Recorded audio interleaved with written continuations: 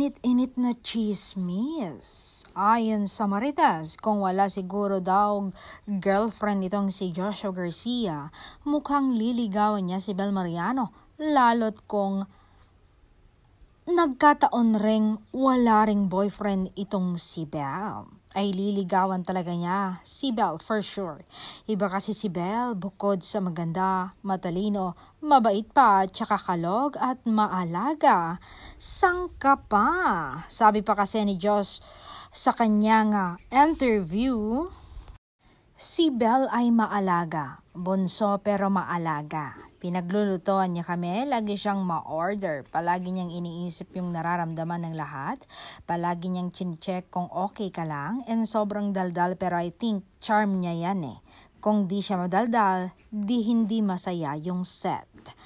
Ganon si Bel. Kaya mabilis ang mga taong nasa paligid niya na mahulog sa kanya.